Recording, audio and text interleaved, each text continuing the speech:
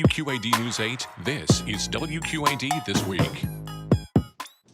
Good morning. It's Sunday, November 13th. Thank you for joining us for News 8 This Week. I'm John Diaz. The midterms in many ways are behind us, even as results continue to roll in throughout the week. Now, some races in other parts of the country are still undecided. Here at home, though, we do know who will represent us locally and in Washington. This includes some of the tightest races. In Illinois' 17th Congressional District, Democrat Eric Sorensen narrowly defeated Republican Esther Joy King. Even though King called the Sorensen camp to concede the race on Wednesday, that race wasn't called until Thursday. We need to bring neighbors back together. We need to solve our problems together instead of allowing politics to just lob blame on one side or the other. Meanwhile, Marinette Miller Meeks held on to her seat representing Iowa's 1st Congressional District. She won that election by about 6%, but that's compared to 2 years ago when she won her current seat by just 6 votes. This is our chance to hold this administration and their policies accountable. This is our chance to say, we understand that you're hurting, and I promise you that I will never forget where I came from. And in Iowa, Republican Governor Kim Reynolds defeating Democrat Deidre DeGier. This race was called early Tuesday night as well. This is Reynolds' second gubernatorial win. She won 58% of the vote. Governor Reynolds was first appointed governor back in 2017 after the resignation of former Iowa Governor Terry Branstad. Yes, we are not stopping. We are not slowing down. I am so excited to get back to work and to lay out a bold conservative agenda and to follow through with what we say we're going to do. Illinois Governor J.B. Pritzker claiming victory early Tuesday night as well, running against Republican Darren Bailey. The Associated Press calling the race within minutes of the polls closing. He won by 55% of the votes. The governor talking to his supporters in downtown Chicago minutes after winning. I choose to fight to protect Illinois families. I choose to fight to protect our workers.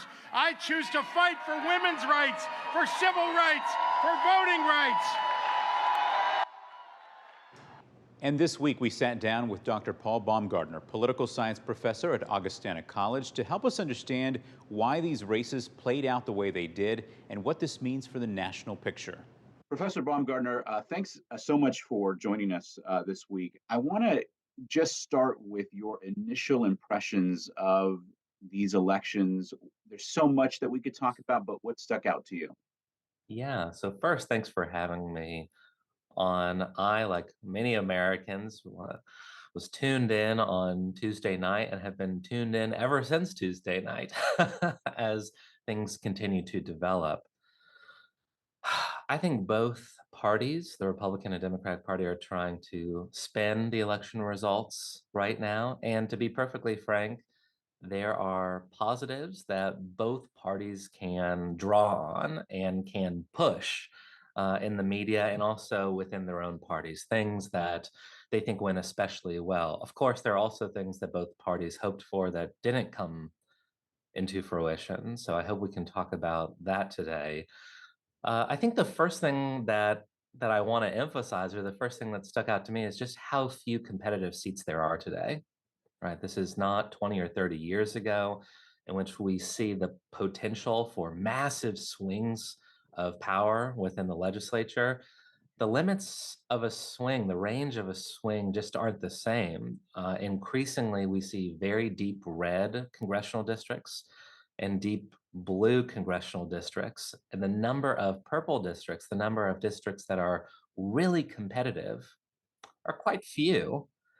So that's something that I took note of, and others are taking note of as well, that even if the Republican Party had an especially good day on election night, there would have been a limit to how much they could have picked up within the Senate and within Congress because of how few competitive seats exist right now. And what's interesting on that note is, I think you see that. I think it makes a lot of sense. But then there are those races that, when they were competitive, they were super. I mean, it was just narrow margins. The last congressional district to be called in the state of Illinois, at least by many monitors, was the 17th district, right? So Eric Sorensen's victory, it took a few days before some poll watchers and some news services called that race because it was quite tight. And I think the race is a bit of a microcosm for what the Democratic Party wants to do moving forward, or at least an opportunity that they have moving forward. Increasingly, the Republican Party has really dominated in rural areas, areas with lower population density, and the ability of the Democratic Party to do well in smaller states and in rural congressional districts has been questioned. So the Illinois 17th district, it's a funky one. It includes urban areas, suburban areas, but rural areas too. And I think there were a lot of national eyes on this district in particular to see whether or not this open seat would move from the Democratic Party to the Republican Party. It was an open seat, but the predecessor, right, Sherry Bustos, is a Democrat. And some Republicans thought that this would be one of those prime seats to flip. And the fact that the Democratic Party was able to squeak out a win here, I think is very telling, or at least it may provide a model for other districts that do include rural areas, because this has been a problem for the DNC in recent elections. How to ensure that the party brand is not just an urban brand and a coastal brand. Last question for you.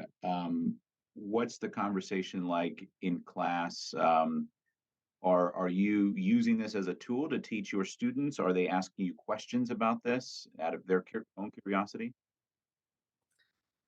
Yeah, so I think the generational divide in American politics is very important, and it's one that is being analyzed more and more by social scientists. On the one hand, we have a group of voters that are less likely to vote, but they also have predilections and policy priorities that look different than older citizens. So we think about how to mobilize those voters and also how those voters can shape their respective parties.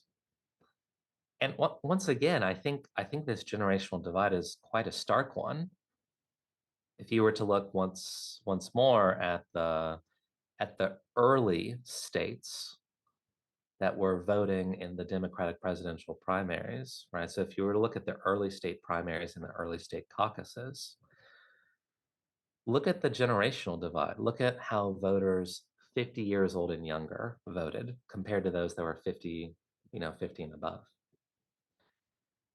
And there's a big divide here. There's a divide in the candidates that they cleaved to, and there's a divide in the kind of issue areas that they gave primacy.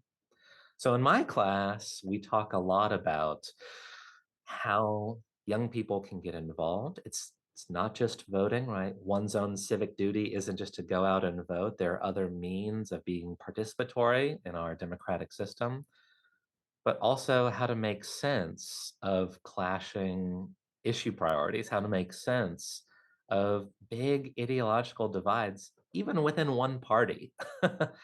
So I think that is one of the beauties of having discussion based seminars in a college setting is you can really kind of pull out these different opinions and also provide tools and best practices to help students go out and influence their communities, go back home and influence their communities. That's excellent. Professor, thank you so much for taking the time this week. I always appreciate your insight.